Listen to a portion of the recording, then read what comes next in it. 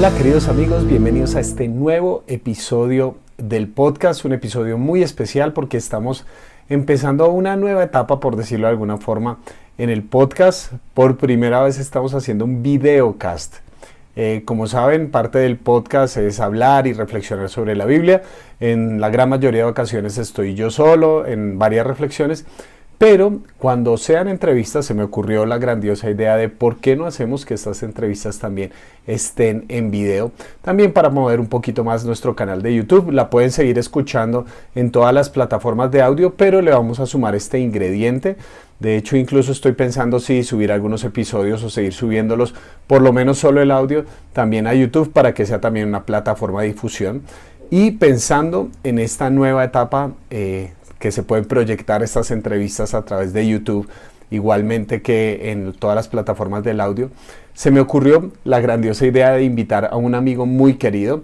Tengo el privilegio de llamarlo así, amigo. Nos conocimos en el año 2016 en Yakarta, en Indonesia, y desde que nos conocimos nos conectamos y la verdad ha sido una experiencia muy chévere, no solo conocernos como predicadores y en el área de la Biblia, sino en la amistad. Así que quiero darle la bienvenida muy especial desde España a mi amigo Itiel Arroyo. Bienvenido, Itiel.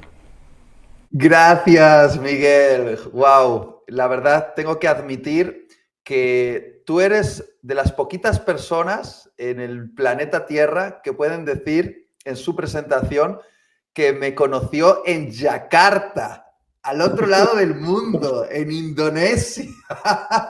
Y es cierto, allí nos encontramos y luego en la distancia hemos tenido la oportunidad de conectar nuestros corazones, y quiero decir públicamente a toda tu audiencia y a todos los que nos estén escuchando que te admiro, te respeto. Como te he dicho fuera de cámara, soy alguien que lee lo que escribes, siempre aprendo mucho.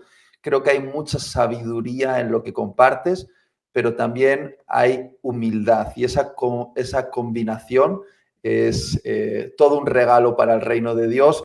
Y bueno, gracias por bendecir mi vida y la vida de muchos. Bueno, pues gracias, hermano. Tú sabes que el cariño y la admiración es mutua y bueno que hemos podido crecer, como hemos dicho, en esta amistad. Bueno, antes de entrar en materia, estás lanzando, no sé si llamarlo libro propiamente, porque tú mismo has dicho que tiene unas características diferentes propiamente a un libro, y es este incendiario.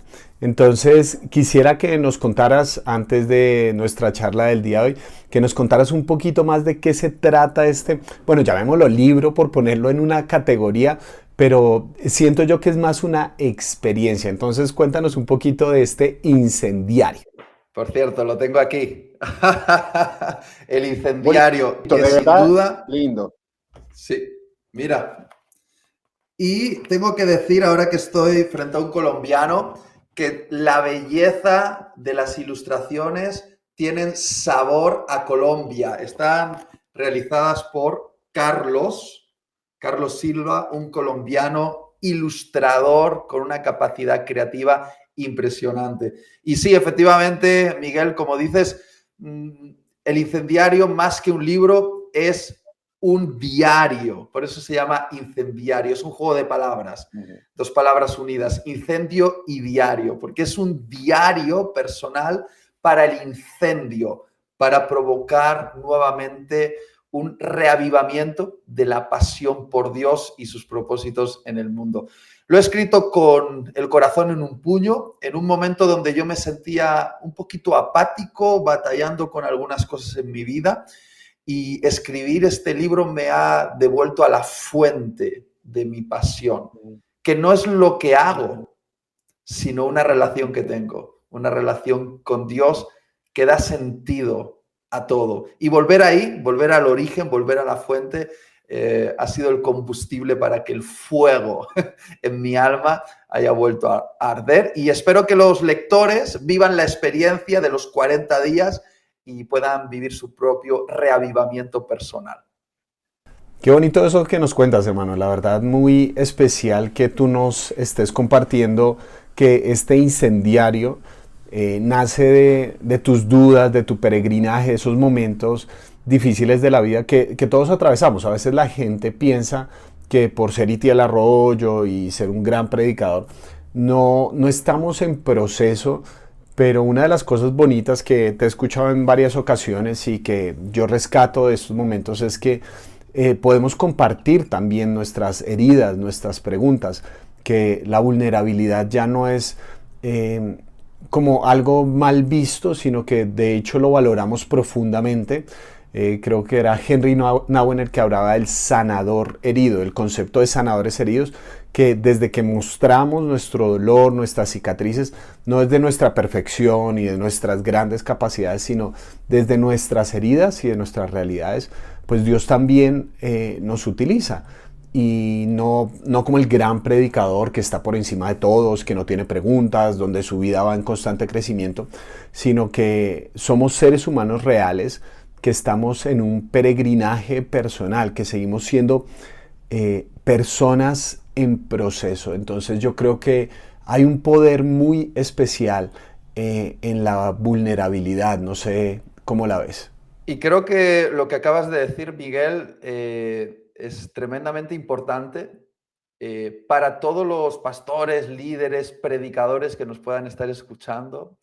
Y es que ya este mundo no se cree a aquellos expositores que se suben sobre un escenario vestidos con una armadura de guerrero invencible.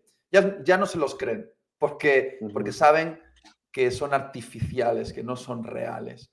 Hoy en día, más que nunca, necesitamos expositores, comunicadores del Evangelio que se quiten esa armadura y se dejen ver lo que tú has dicho, las cicatrices de su vida. Porque una cicatriz cuenta una historia. Y como me gusta señalar, creo que no hay mayor autoridad que un predicador pueda tener sobre las heridas de aquellos que le escuchan que mostrarles sus propias cicatrices. Porque las cicatrices cuentan una historia en la que nosotros experimentamos una herida y vivimos un proceso de sanidad. La cicatriz le dice al que escucha, yo también, y te puedo entender. Y tú estás herido, duele. Quiero decirte, esta cicatriz da testimonio de que yo también estuve ahí y viví esta historia. Jesús me acompañó en mi proceso de sanidad y restauración. Y me encanta porque creo que es la era de los sanadores heridos, como has dicho antes, y creo que siempre debió ser así, porque nuestro Cristo fue herido en la cruz y aun cuando resucitó, Él mantuvo en su cuerpo resucitado las marcas de su dolor.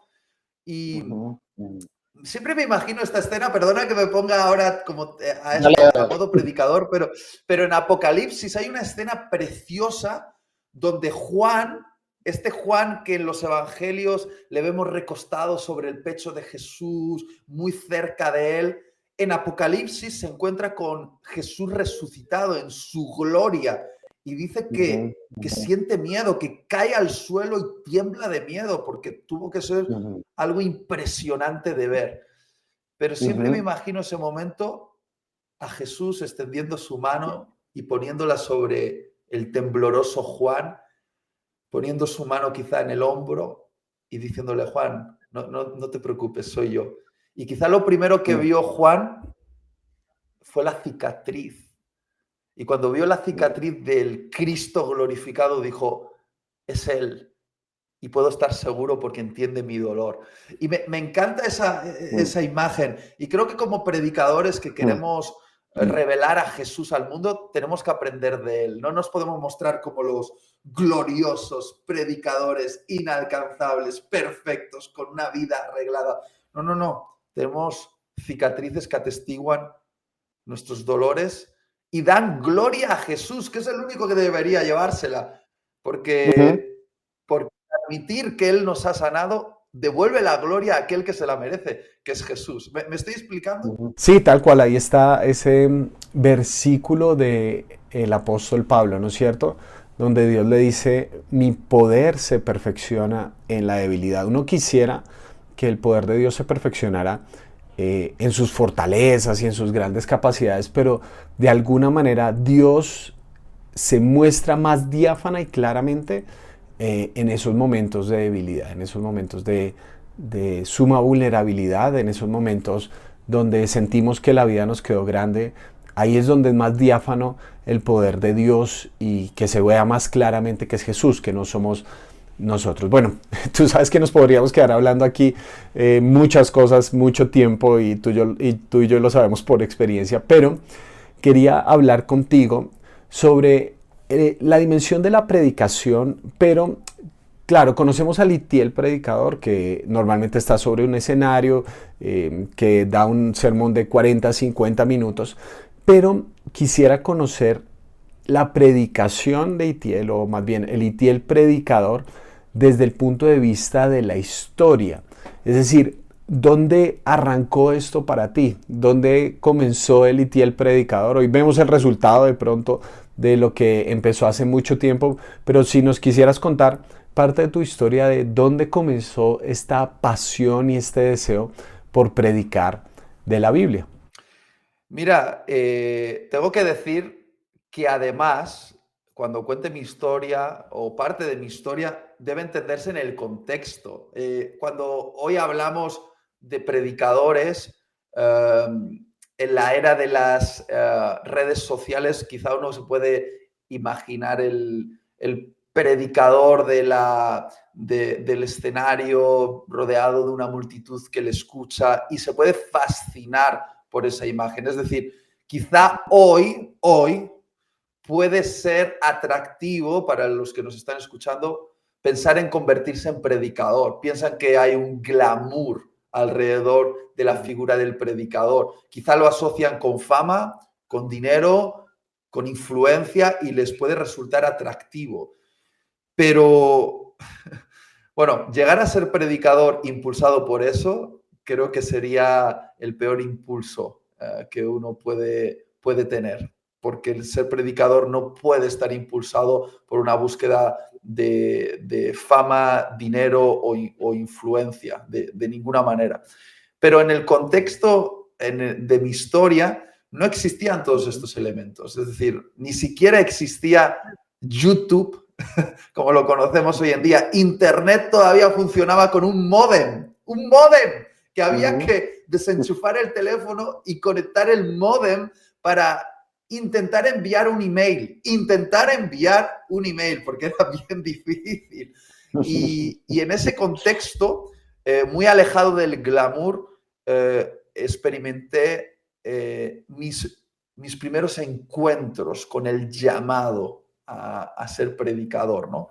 Ya te estoy hablando de 20 años atrás. Tengo 37 ahora mismo y yo recuerdo ya con 16, 17 años se empezó a despertar en mí una pasión por compartir lo que yo estaba descubriendo en ese libro que me cautivó profundamente el corazón, que es la Biblia.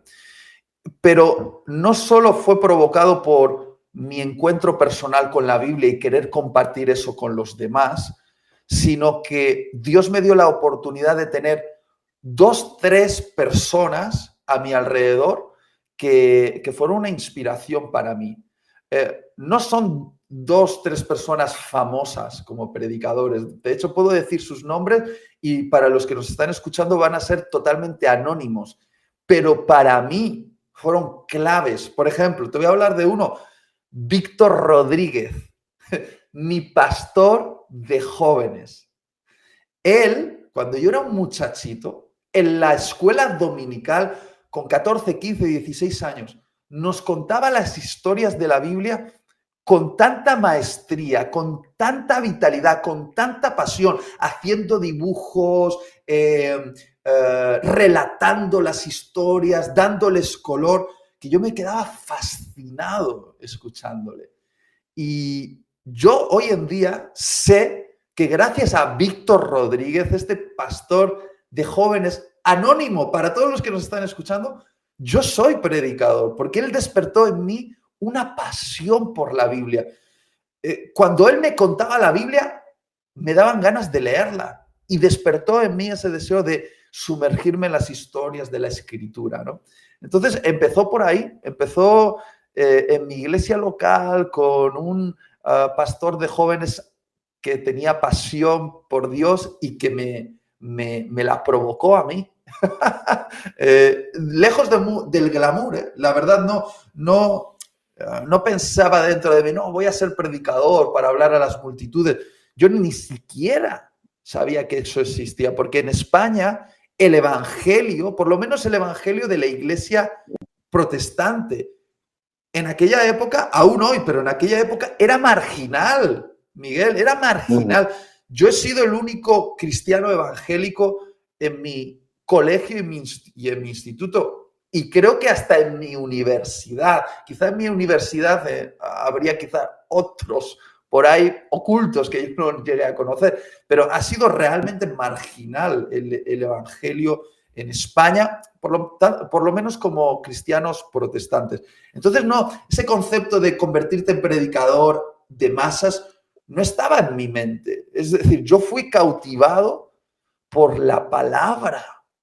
Yo me encontré con Jesús en la Biblia y dije, tengo que contárselo a la gente. Empezó por ahí, Miguel, la verdad. Pues Itiel, yo aprecio mucho eso que nos estás contando de tu propia historia, porque yo considero que uno de los errores que nosotros cometemos es que a veces nos olvidamos de nuestra propia historia, y nuestra historia debería ser también un ancla. Nosotros deberíamos recordar desde dónde empezamos, porque muy fácilmente, y seguramente tú has luchado con ese tema, como muy fácilmente se nos olvida desde dónde venimos, y que dónde estamos en parte no podría ser posible si no hubiéramos arrancado desde otro punto. Entonces, ¿qué quiero decir con eso? Que una observación que yo hago es que no sé si notas que ahorita el tema del predicador es como muy glamuroso, y yo creo que es porque el jet set cristiano ahorita se está moviendo hacia allá. Tal vez hace un par de décadas, en los 90, 80 o algo así, era más en el tema de la música, ¿no? ¿Quién puede negar, por ejemplo, todo lo que hizo Marcos Witt y el movimiento de la música en América Latina? Entonces todos querían ser así. Yo me acuerdo, por ejemplo, en esa época, que incluso los directores de la alabanza, quienes dirigían, así fueran más colombianos que la yaco, la bandeja paisa, hablaban mexicano, ¿no es cierto?, cuando dirigían. Entonces, te invito a adorar a Dios y cosas así. Pero hoy en día el jet set está tal vez más en los predicadores. Los predicadores están siendo más visibles por estos fenómenos de YouTube. Bueno, en fin, la pandemia ha ayudado también en eso. Entonces la gente puede pensar que es solamente eso.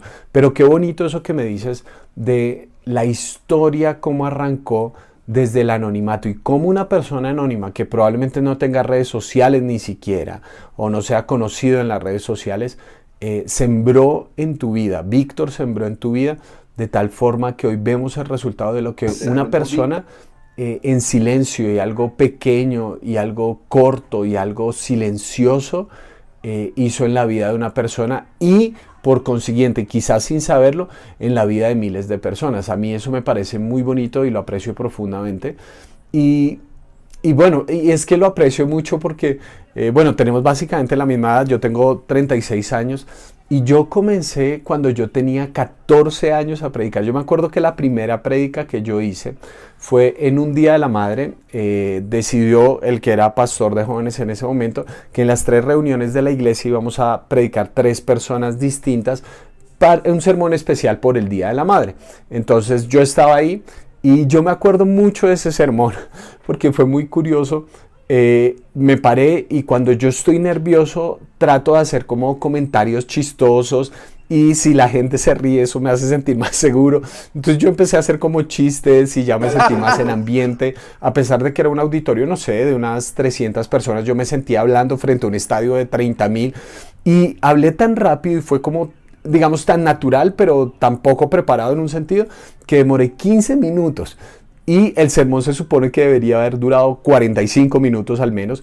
Entonces se paró un adulto después de mí a predicar sobre lo que yo había predicado. Así comenzó este viaje en la predicación. Y desde ese momento, ¿no? Nació dentro de mi corazón como un fuego de decir, yo quiero hacer esto, yo quiero hacerlo bien, yo quiero aprender al respecto, sigo siendo un aprendiz, pero es como un fuego de mi vida, ¿no? No es como la idea del glamour, o sea, en esos puntos no nació la idea de ser reconocido y tener las grandes redes sociales, no, sino el deseo de hacer esto porque nosotros somos parte de un proceso silencioso, ¿no? Y yo creo que eso es muy importante recordarlo, ¿no? Que como predicadores somos también eso, no somos lo que la gente ve en 45, 50 minutos, sino que somos estos seres humanos que se enamoraron de este proyecto de predicar la Biblia y somos parte, ¿no? de ese proceso y le debemos mucho a nuestra historia y a toda esa gente que puso un granito de arena en algún punto del camino, ¿no es cierto? Absolutamente. Miguel, mira, algunos podrían pensar que mi historia como predicador comenzó cuando subí mi primer vídeo a YouTube, que por cierto fue algo anecdótico. Dije, voy a subirlo. Me han grabado predicando, voy a subirlo a YouTube. No fue ni planeado, no tenía el objetivo de abrir un canal, simplemente me pareció una idea interesante subir el vídeo. Y a partir de ahí empezaron a ocurrir ciertas cosas que nos han llevado a esta conversación. Y yo estoy muy agradecido a Dios, ¿no? Por esos vídeos en Internet que me han dado la posibilidad de conectar con iglesias y personas preciosas alrededor de todo el mundo hispano. Pero mi historia como predicador no empezó ahí con ese vídeo subido a YouTube. Empezó muchísimo antes, pero muchísimo, muchísimo antes, con 16, 17 años, encontrándome primero yo con el poder de la palabra, con el poder de la palabra en la Biblia, que finalmente es con el poder de Jesús en la Biblia. Y creo que el encontrarme con Jesús en la Biblia fue lo que me convirtió en un predicador. Porque yo recuerdo y me emociono porque quizá, y es algo que el Espíritu Santo me ha estado diciendo últimamente, quiero que vuelvas a sentir esa pasión que tenías al principio cuando leías la Biblia. Porque yo me la devoraba, Miguel. Recuerdo con 16, 17 años entrar a mi habitación con la Biblia. Y yo sabía cuándo entraba, pero no tenía ni idea cuándo iba a salir de ahí. Página tras página, con mis rotuladores, mi bolígrafo, subrayando la Biblia. Literalmente destrozaba mi Biblia. Quizá por eso el incendiario es como es, porque yo comencé con mi Biblia destrozándola, haciendo anotaciones al margen, leyendo. Muchas veces sin entender lo que leía, pero sabiendo que había vida, que algo estaba ocurriendo dentro de mí, que estaba teniendo un encuentro, no con algo, sino con alguien. Estaba encontrándome con el espíritu de la palabra, que es Jesucristo. Y literalmente pasaba horas leyendo la Biblia, me reía, lloraba, hacía mis propios análisis que con retrospectiva puedo decir que a veces eran ridículos, pero eran mis primeros estudios diciendo cómo esto se conecta con esto otro. Y ahí, con la Biblia es donde tuve un encuentro con mi llamado. Y para mí decir que soy predicador no es una palabra cualquiera, porque obviamente dejando de lado que yo antes que predicador soy hijo de Dios, soy discípulo de Cristo, soy esposo y padre, vale. Pero si tú me preguntas quién eres, yo voy a decirte con el corazón abierto de par en par delante de ti, yo soy predicador. No soy un youtuber, no soy un comunicador, no soy un escritor de libros, yo soy predicador, porque es que Dios me dijo, en aquel momento, quiero que prediques este libro. Quiero que prediques a Jesús. Quiero que prediques el Evangelio. Y varias cosas que el Señor me dijo en aquel momento, voy a decir una, porque va muy en relación a lo que tú has dicho. Algo que el Señor me dijo es, si vas a ser un predicador, quiero que prediques con la misma pasión delante de uno como delante de 1000. Es decir, la audiencia no debe condicionar tu pasión a la hora de compartir este mensaje transformador.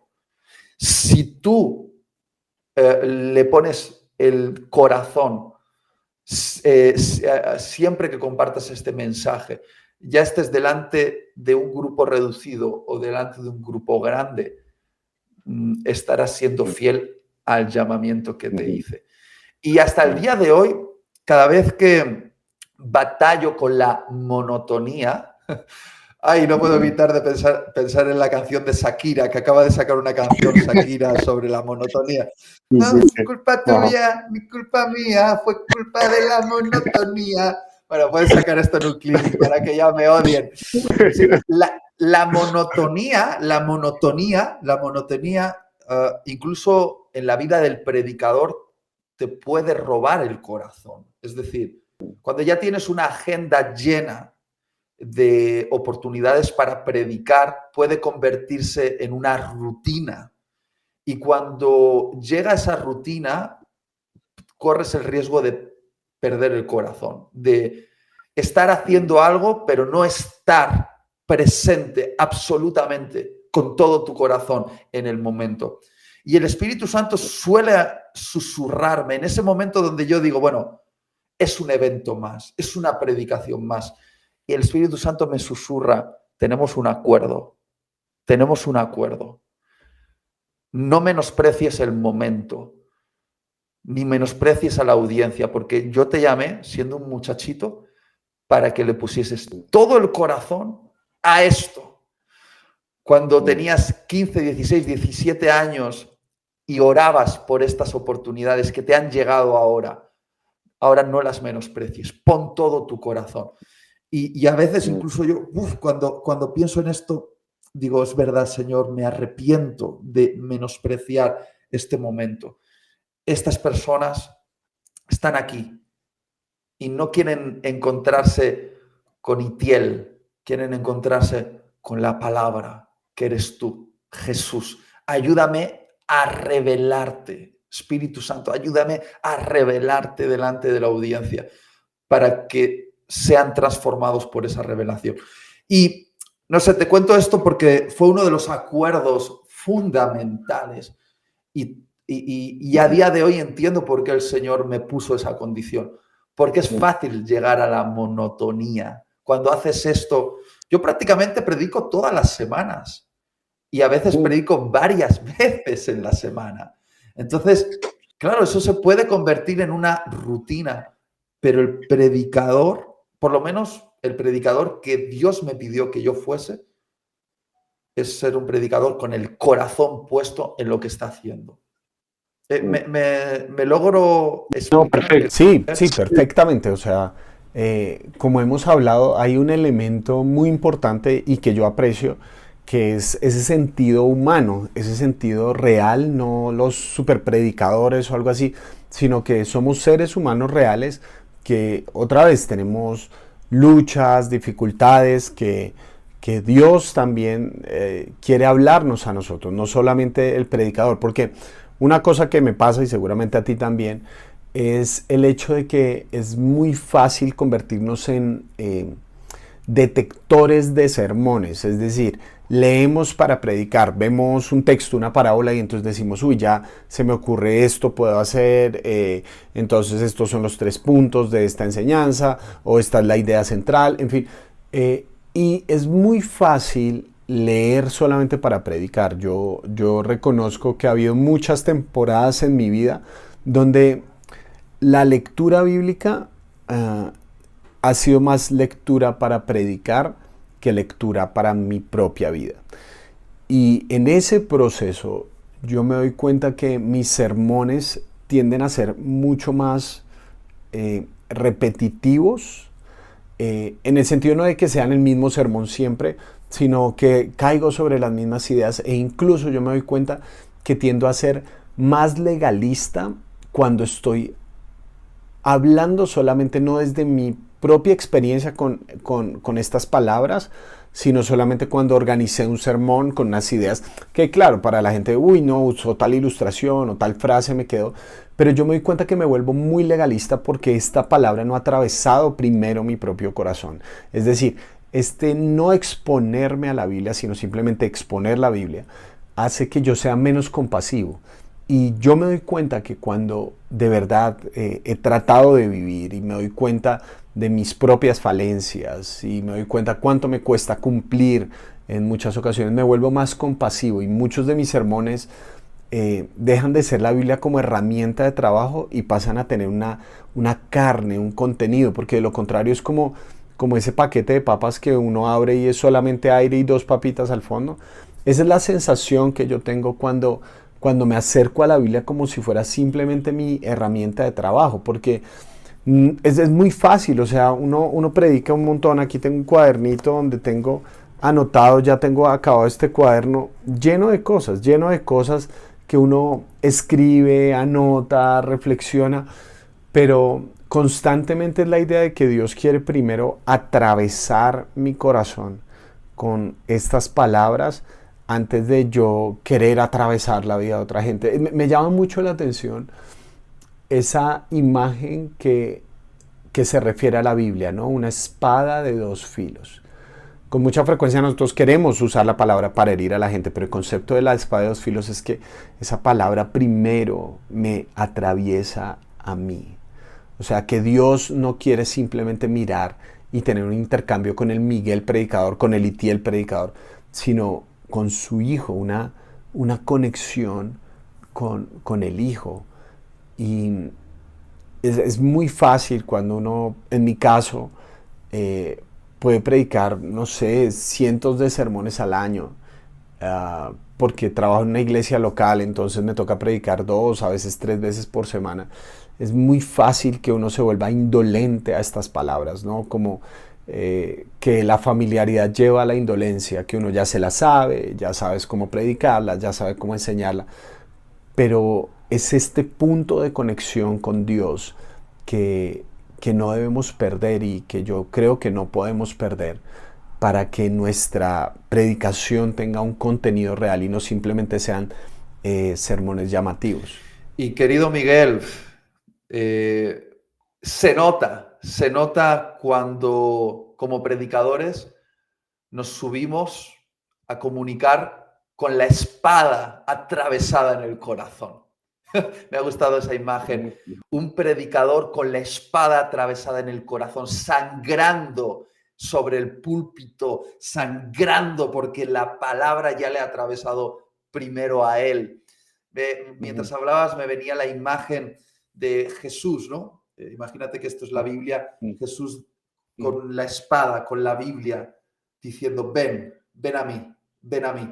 Y cuando te vas acercando, la manera de acercarte a Jesús es dejándote atravesar el corazón por la palabra. Es decir, es como si él tuviese la espada así y dices, ven a mí, te invita, ven a mí.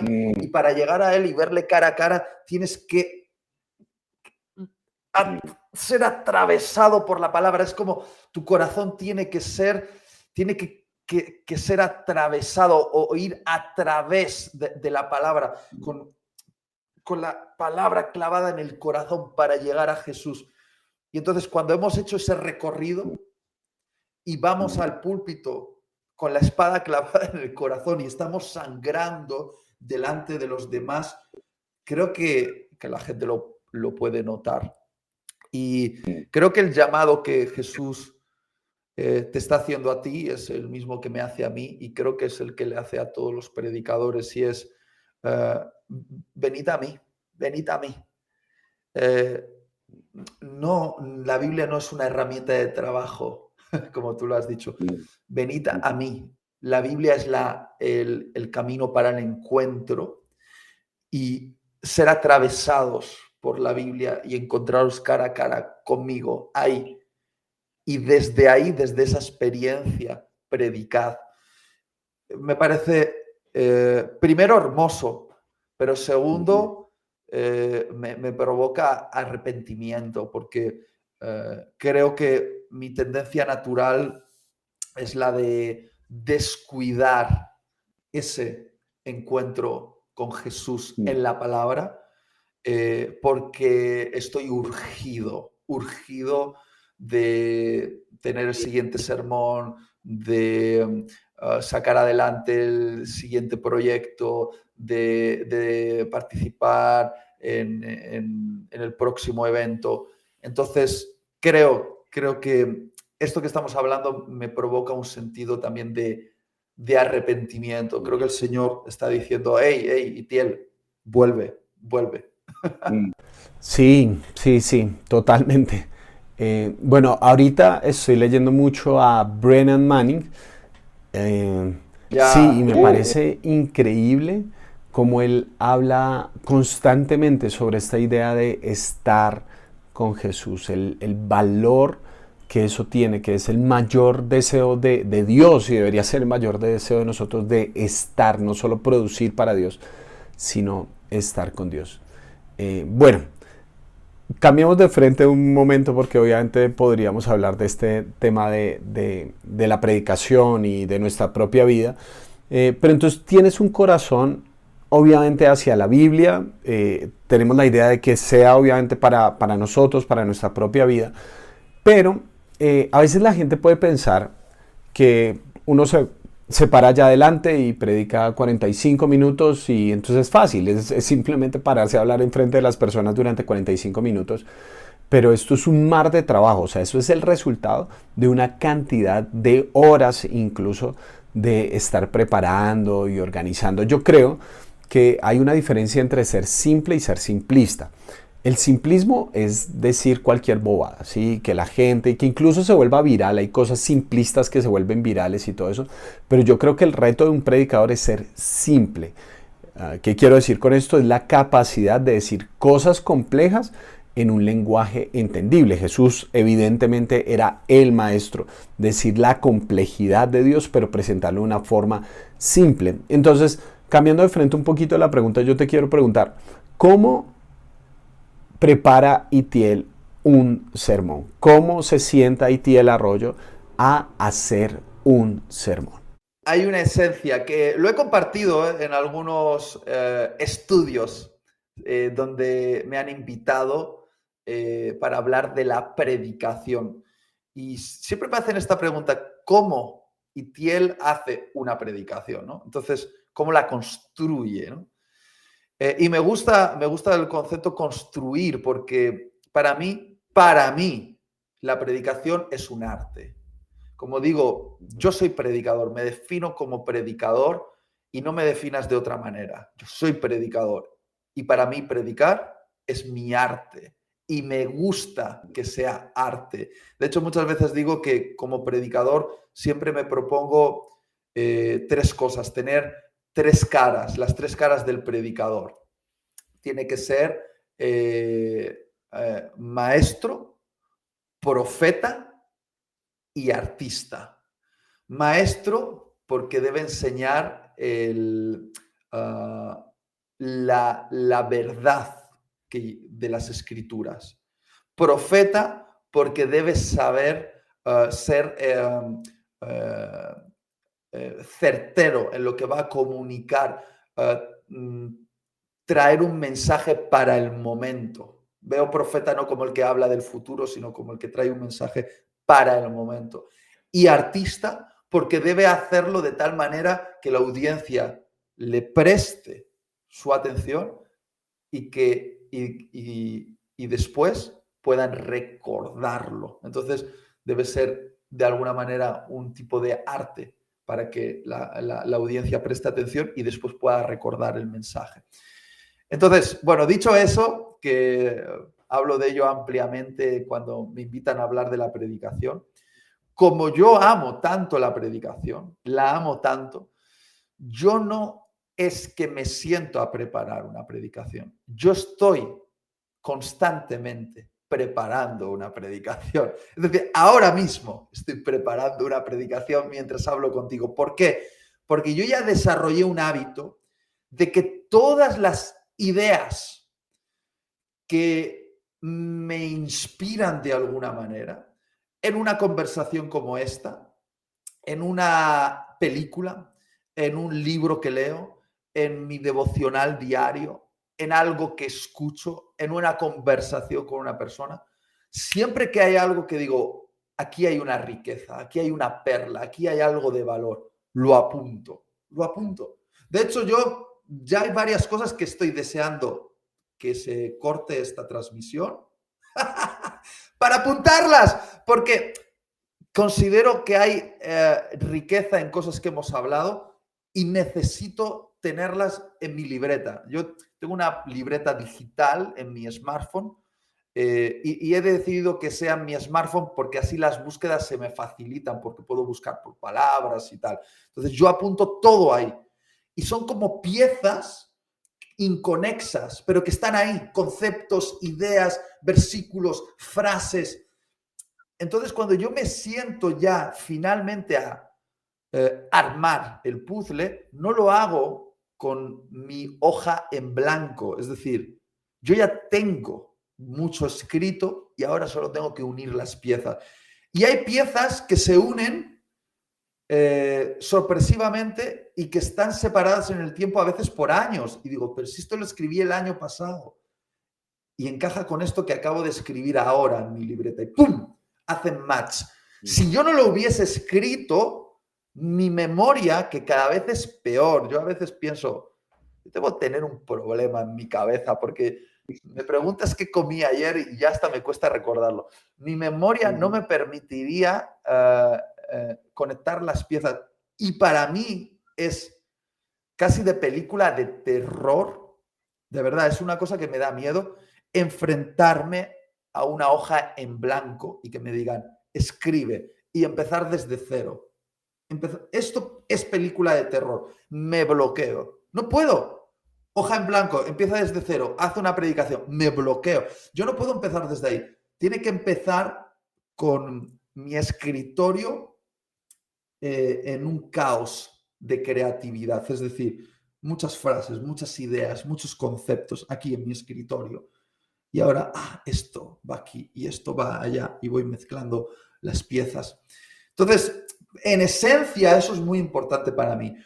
Luego ya tengo mis técnicas y mis formatos que para algunos puristas en la predicación no son válidos, pero a mí me da igual. ¿Por qué? Porque realmente predicar es comunicar. Comunicar algo que te ha primero transformado a ti. Y yo no veo a Jesús como usando una técnica muy específica. No, él era el predicador expositivo. Los que parece que solo validan la predicación si es expositiva, creo que deberían leer la Biblia y darse cuenta que todos los profetas, los apóstoles y Jesús predicaron de maneras muy creativas, contando historias, haciendo preguntas, usando objetos, haciendo teatros. Es que realmente eran comunicadores inolvidables, llenos del Espíritu Santo, pero inolvidables, tremendamente artísticos, que supieron utilizar todos los mecanismos a su alcance para lograr un objetivo que es santo, que es que la gente escuche el mensaje.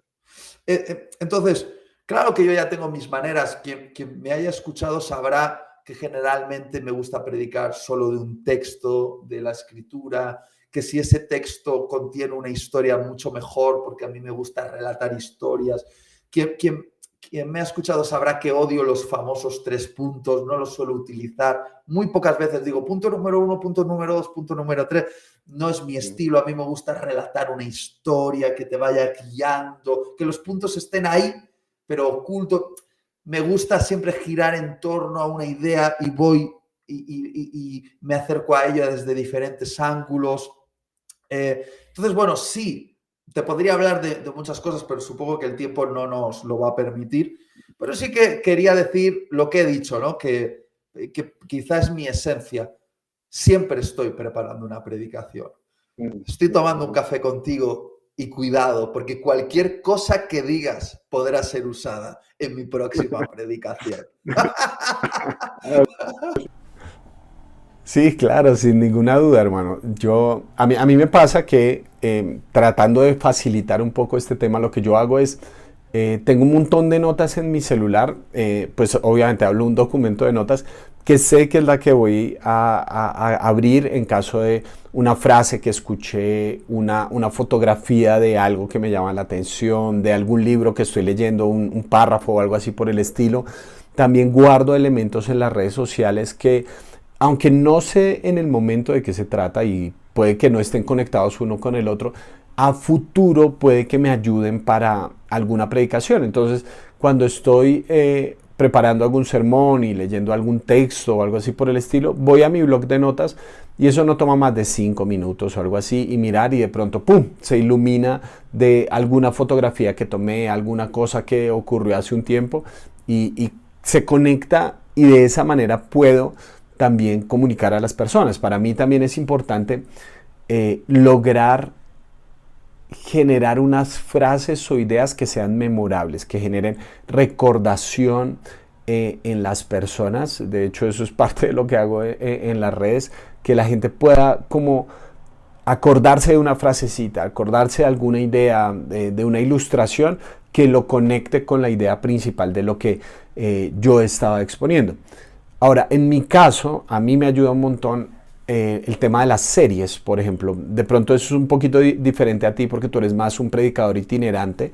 Yo como pastor local y predicador local, eh, para mí las series son importantes porque me dan una cierta seguridad, me ayudan a dar una estructura para yo saber a dónde voy. Por ejemplo, hace poquito en el podcast hice una serie que se llamaba Enfermedades del Corazón. Entonces yo sabía que iba a tocar 5 temas, entonces sé que sigue una cosa detrás de la otra.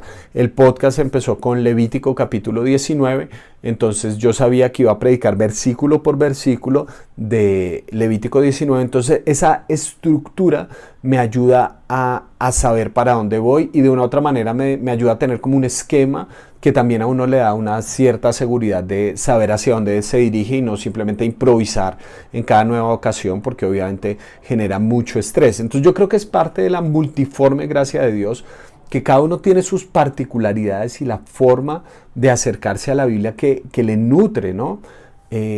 Una cosa que yo aprecio mucho es el valor de no pretender ser alguien más, sino ser nosotros mismos. De esa forma creo que honramos a Dios. Por supuesto, yo me nutro de otros, yo aprendo de otros, pero no tengo que ser como otros, sino que Dios me dio una singularidad y una particularidad y de esa forma, al ser así singular y particular, pues yo creo que honro a Dios desde mi particularidad. Pues me encanta esto que dices porque entiendo que este podcast lo van a escuchar algunos y algunas que sienten la pasión por predicar, que por cierto, arriba las predicadoras, ¿eh? Que nadie os Sí, sí, diga sí. que Muy no bien. podéis predicar. Muy bien. Bueno, y me gusta, quizá ya para llegar al final, pensar en que tú y yo, Miguel, como predicadores, somos 2 herramientas en la caja de herramientas de nuestro Dios. Yo tengo una caja de herramientas aquí en casa. No soy un gran manitas, como decimos en España, pero de vez en cuando me toca hacer cosas en casa. Y algo básico que he aprendido es que si quiero sacar un tornillo, no uso un martillo. Y si quiero clavar un clavo, no uso un destornillador. Es decir, para cada objetivo hay una herramienta. Y yo pienso que, Miguel, tú eres una herramienta que Dios usa con objetivos muy concretos, que generalmente son personas.